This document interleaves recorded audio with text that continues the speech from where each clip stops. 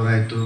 ನಾವು ಜಾಕೀರ್ ಅವರು 98ಅಲ್ಲಿ ಬಿಜಾಪುರದಲ್ಲಿ, ನಾನು ಅವಾಗ ಬ್ರಹ್ಮಚಾರಿಯಾಗಿ ಬಿಜಾಪುರ ಅಂದರೆ ಪುರುಷೋತ್ತಮ ಮಂಜು ಅವರು 96 to 98 ತನಕ ಪುರುಷೋತ್ತಮ ಮಂಜು ಜೊತೆ ನಾನಿದ್ದೆ. ಆ ನಂತರ 98ಇಂದ 2001 ತನಕ ಬಿಜಾಪುರಲ್ಲಿದ್ದೆ.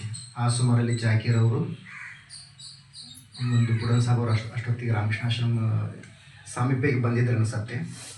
ಅದೇ ಒಂದು ಸಲುಗೆಯಿಂದ ನಾನು ನಿರ್ಭಯಾನ್ಜಿ ಜೊತೆಯವರು ಜಾಕೀರ್ ಅವರು 98ಅಲ್ಲಿ ಅವಾಗಲೇ ಇತ್ತು ನಮ್ಮ ಜೊತೆ. ಆಲ್ಮೋಸ್ಟ್ 27-26 ಇಯರ್ಸ್ ಆಯಿತು. ಅದೇ ಒಂದು ಭಕ್ತಿ, ಶ್ರದ್ಧೆ, ದಿವ್ಯತ್ರೆಯರ ಮೇಲೆ ಅಗಾಧ ಬರೋದಿಲ್ಲ. ಅದರಲ್ಲಿ ಶ್ರದ್ಧೆ ಎಲ್ಲಕ್ಕೂ ಮೂಲ. ಆ ಶ್ರದ್ಧೆಯನ್ನು ಅದೇ ಫ್ರೀಕ್ವೆನ್ಸಿ ನಮಗೇನಾಗುತ್ತೆ, ನಮ್ಮ ಕೌಟುಂಬಿಕ ಒಂದು ಜೀವನದಲ್ಲಿ ನಮ್ಮ ಫ್ರೀಕ್ವೆನ್ಸಿ ಕಡಿಮೆ ಆಗುತ್ತೆ. ಈಗ ರೇಡಿಯೋ ಮೊದಲು ಬರ್ತಿತ್ತು, ಈಗ ರೇಡಿಯೋ ಯಾರು ಕೇಳಲ್ಲ ಅಂದ್ಕೊಳ್ಳಿ. ಒಂದು ಟ್ಯೂನ್ ಮಾಡ್ಬೇಕಂದ್ರೆ ಸಿಲೋನಿಗೆ ಅಂದ್ರೆ ಇದು ಮಾಡಬೇಕು,